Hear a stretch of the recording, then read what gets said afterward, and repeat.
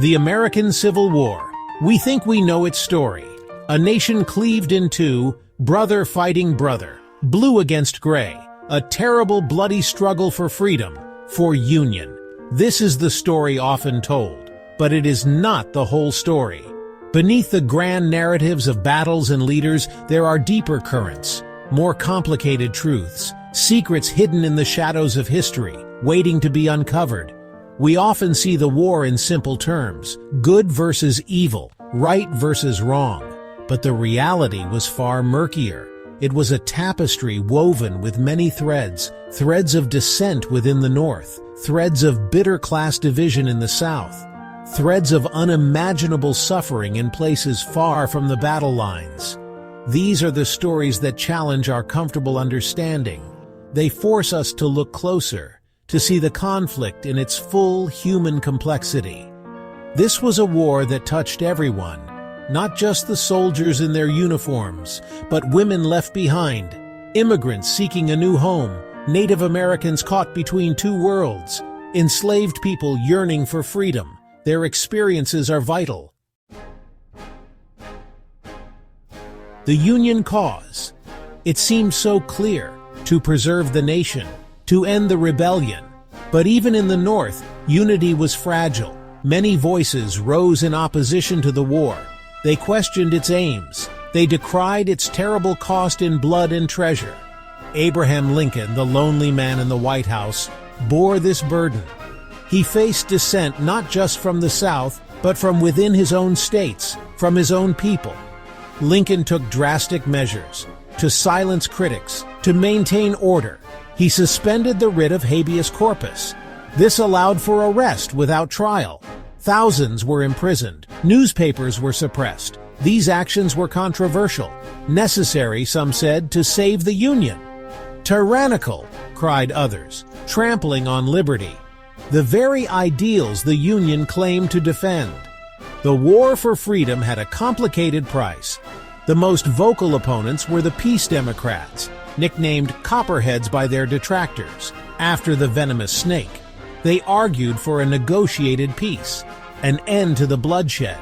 Men like Clement Vallandigham of Ohio. He openly defied Lincoln. He was arrested, banished to the Confederacy. The Copperheads represented a significant challenge. In the summer of 1863, the war came home, to the streets of New York City, not with cannons and cavalry, but with fire and fury and mob rule. The cause was the new federal draft, the first of its kind in American history. It was meant to fill the depleted ranks of the Union Army, but it ignited a firestorm of resentment, a deep well of anger. The draft law had a fatal flaw, a provision that struck at the heart of fairness. A man could avoid service if he paid $300 or hired a substitute. $300. That was a fortune to a working man, an impossible sum. It meant the burden of fighting fell heaviest on the poor, on Irish immigrants, crowded into teeming tenements. They felt betrayed, targeted, a rich man's war and a poor man's fight.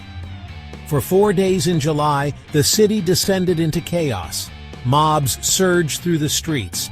They burned draft offices. They attacked homes of the wealthy. They targeted symbols of authority.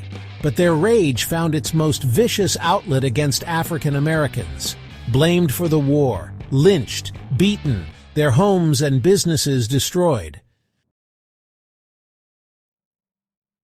The Confederate States of America, forged in the fires of secession, dedicated to preserving a way of life, built on slavery. It presented an image of unity, of defiant resolve, but beneath that veneer, the Confederacy was deeply fractured. Its own internal conflicts gnawed at its strength. From the very beginning, it was a society at war with itself. As well as with the Union, class divisions were stark. The planter elite, the men who owned vast lands and many slaves, they led the South into war. They had the most to lose, or so they believed. Yet many found ways to avoid the fighting. The 20 Negro Law, for example. It exempted one white man for every 20 slaves owned. This bred deep resentment, Among the common soldiers, the small farmers, the poor whites, they were the ones who filled the ranks, who did the bulk of the dying. They fought for a cause that increasingly seemed to benefit only the wealthy. Rich man's war, poor man's fight. The phrase echoed through the Confederate camps, through the desolate farms back home. Food shortages became severe. Inflation spiraled out of control. Families starved. Section 5. Hell on Earth. The agony of captivity. The battlefield was a place of unimaginable horror, but for tens of thousands of soldiers, north and south, another terror awaited: capture and the slow, grinding misery of the prisoner of war camp. These were places where humanity was stripped away, where hope withered and died. Places like Andersonville, Elmira, Camp Douglas. Their names became synonymous with suffering, with death. Andersonville, Georgia. Camp Sumter, as it was officially known, it was built to hold 10,000 Union prisoners. By the summer of 1864, more than 30,000 were crammed within its wooden stockade. There was little food, little clean water, little shelter from the scorching sun or the chilling rain. Men sickened and died by the hundreds every day, from dysentery, scurvy, starvation, exposure. Their bodies piled up like cordwood. The commandant, Captain Henry Wirtz, became a symbol of Confederate cruelty. He was later tried and executed for war crimes, but the tragedy of Andersonville was complex, caused by a failing Confederate supply system, by the Union's refusal to exchange prisoners, by the sheer scale of the war, and by a descent into barbarity that shamed both sides. Section 6. Unseen Battalions, the War's Forgotten Faces. The Civil War is often painted in broad strokes, blue and gray, white soldiers fighting white soldiers. But the canvas of the war was far more diverse, filled with faces often overlooked, with stories rarely told. Immigrants, Native Americans, African Americans.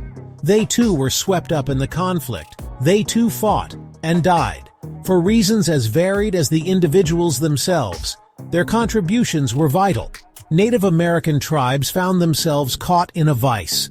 Some, like factions of the Cherokee and Creek, sided with the Confederacy, hoping to preserve their lands, their sovereignty. They had their own history of forced removal by the U.S. government. Others, like the Seneca Ely S. Parker, rose to prominence in the Union Army. He served as General Grant's military secretary. He wrote the final terms of surrender at Appomattox. A poignant, complex irony. Immigrant hands built America, and immigrant blood was spilled to preserve it, or to divide it. The Irish Brigade of the Union Army, famous for its valor and its terrible losses. German regiments fought on both sides. Men from Italy, from Poland, from across Europe. They sought adventure, or escape from poverty, or a chance to prove their loyalty to their new or chosen land. Their stories are woven into the fabric of the war. And then there were the African American soldiers. Section 7. The War of Words, Propaganda's Powerful Pen. The Civil War was a battle for territory, for ideals. But it was also a battle for hearts and minds, a relentless war of words, propaganda. It was a potent weapon, wielded by both North and South, with skill and often with malice. Newspapers, pamphlets, songs, political cartoons. Every medium was employed to rally support at home, to demonize the enemy, to shape the narrative of the war. In the South, Jefferson Davis was portrayed as a noble statesman. Abraham Lincoln, a grotesque ape, a tyrant, bent on destroying Southern liberty, Southern culture. Stories of Yankee atrocities filled the newspapers, real or imagined, designed to inflame hatred, to stiffen resolve. The righteousness of the Confederate cause was proclaimed. God was on their side. Slavery was a benign institution, a positive good. These were the messages hammered home. In the North, the rhetoric was equally fierce. Southerners were depicted as brutal slave drivers, traitors, rebels who had torn the sacred Union asunder. Atrocity stories circulated about Confederate treatment of Union prisoners, or their conduct on the battlefield. The war was a crusade to save democracy, to end the sin of slavery, though that aim became clearer and more central. As the war progressed, public opinion was a battleground. Section 8.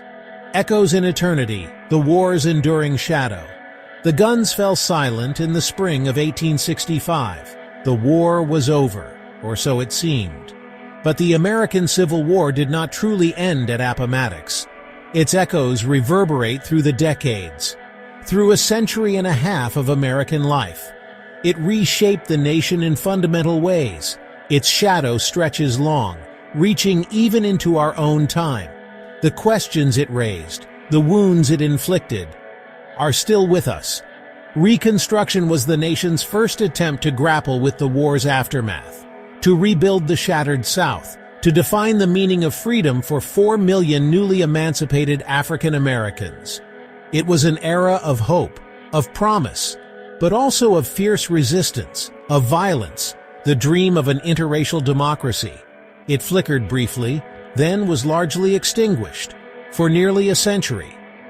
The failure of Reconstruction cast a long shadow indeed. The war settled two great questions. The Union was preserved, indivisible, and slavery was abolished, forever. These were monumental achievements, but the war did not end racial prejudice. It did not create true equality, the struggle for civil rights, for social justice, for the full promise of American democracy. That struggle would continue for generations.